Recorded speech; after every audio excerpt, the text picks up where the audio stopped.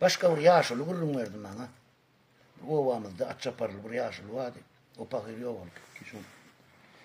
Biz 7 klastık diye. 7 klas okuyadılar diye o devirler. Yani uruş devrinin öňýanlary da. Uruş devrinin öňýanlary 34-30 ýaşynjy ýyllar gurrun. Yani uruş tek bolmandy diye de jahan uruşy. 7 klasda bolan ana Tahir mollum diýip bir edebiyatdan okudyan mollumyz wagtdy. Menem diýe akkam mollu bolansoň owaň mollusy bolansoň agzym bekli. Ay planyň agzy bekli de planyň agzy bekli diýdiler de Ramazan aýy diýe. O. Planyň agzy bekli de planyň agzy bekli boldular bolan diýe. Mollum diýe ýa-da Tahir mollum men çykargan dostga açyk plany. O çykdym diýe. Hani grafinde suwa diye. Plakonu koydu da şimdi iştiyik diye. Yok mu oğlum ben ağzım bekleyin. Ana senin kakan molla olup bizim komünistik partiyamızın ayağından asılışayan adamlar siz. Sizler zararlı biz komünistik partiyamızın bir barmal derecesine barp bilemiz okuyup bir şarpı vurdu diye bana yankım oğlum. Bir grafin suvam diye üstümden göğürdü diye lokurdu diye. Ağzımı eklerim deyip de yine de o şarpı vurdu diye. Ağlap çıkıp kaçtım diye de. Ay ondan sonra vakit geçti diye bizim 7 klası kuturduk diye. Ay ondan sonra bir kıyıl geçti diye onu. Klas taşlarım nettir diye bunu. Üç. O plan ha. O Tahir mollumuz var ya edebiyattan okudun. O ağır keselyat yirmişin yor sonra geleli. Bir de klas taşlar olup sonra mana var ya.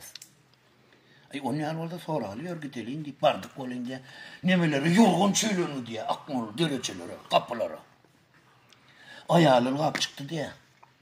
Siz okucular mı? Hava biz okucuları mollumuz, Tahir mollumuz deyip halak varlı sonra geldik yaranok deyip eştik deyip ayttık olun diye. Hay oğlunlar ertiri elayın inşallah tuttu deyip diye. Şu cahil içinden diye yorgun çöylünün ses eştiliğe dedi. Muhammed diye ses geliyor diye cahil içinden. Yaramaniyattan yerinden. Yankı moğlum, Tahir moğlum. Ay ondan ertiri elayın dedi. Ay bir daha son kaçtı. Ay sonra mena gitmedim diye. Ay onun bir aydat geçti olun. Kakam yanına gelip Kur'an uğran otu diye yankı moğlum. Men uğran moğlum diye de ağzı beklik ha. Tahir mollum. Kakam yanında Kur'an uğran otu diye. Hayran aldım diye. Şu vatan diye o komşularımızın biri geldi diye. Kakam al gitti diye bir tevere o kapır mollakka öyle gideldi. Aynen moğlum kaldı diye kakamam gitti diye onulen gelen bilen. Men yıkıyordum aldım diye adamım. Soradım diye şundan. Moğlum burada soracak olun katı görmez mi? Yok katı görmez mi? İneyim aydı ver. Men seni bir vakit ol ağzın veklika şarpı vuruptum deyip yadında kendi. Şu şarpı vuruptum ol şol urun sen bağışla deyip diye bana. Yok mu oğlum o zatlar şu devirleri yattan çıkar koyuverdim mi oğlum hiç geliyor kokine yoktur. Siz bana oğlum öğretiniz o kokine yok dedim. Yani ben hiç kime gurrun verem yok da sana gurrun verecek deyip diye. Hiç kime gurrun verem yok şunu. Yani sana gurrun verecek ineyim deyip diye.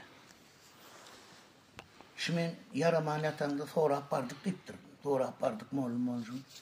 Dereselere, yorgun çüylönünken, kapılara yorgun çüylönünken ödümden Muhammed deyip kıyırıp yatırırken ineyim. Ana şu ne alıyağda ineyim deyip diye. Ödümden gideyince Muhammed deyip kıyırıp yatırmışım. Ondan yine ödümden gidip ertesi ondan adacık ödüme gelip Brukstağ'a adacık ödümden yapılanıp yatıp bir kere çaycıklar dedi bilen. Ondan yine gözüm uyku geliyor. Yine yatyan oluyor. Yine şu düğüşü var yani. Yine adam gözümden gideyince Muhammed deyip kıyırıp yatyamışım. Şu düğüşün ben hiç kime gurrun verem yok. Yani sana gurrun verecek oğlum deyip. Neyim deyip. Şimdi ben ölüpmüşüm. Düğüş var yani her gün. Düğüş var yani düğüşümde ölüpmüşüm. Cahil şeyle takır yer. Anırsam görünen ok. Öylesem görünen ok. Bu tarafı. Sağ tarafı. Stadyonun giyinişlik yönü takır yoldun. Şimdi alacak bir kukurdun büyüklüğü alacak bir pese düşüp ondan sonra stüdyonun genişlik yönü ot şöyle bir ot yok yamyaşıl ot tek görülmedik ot var. Onun anırda alma, incir, üzüm, narlar, bişip düşüp dur, bağ, bakçalar, kıyızlar, gelinler, ayterek, günterek oynap veren haydi. Yaşlılar oturuşup, gürrün edip, vakırdaşıp, gül otururlar haydi. Alma, nar da şapıyorlar. Cennet misin deyip durun bu taraf. O ayterek, günterek oynap veriyorlar. Yaşlılar oturup, gürrün edip veriyorlar. Oğlancıklar ılgab oynap veriyorlar. Bu taraf cennet misin deyip.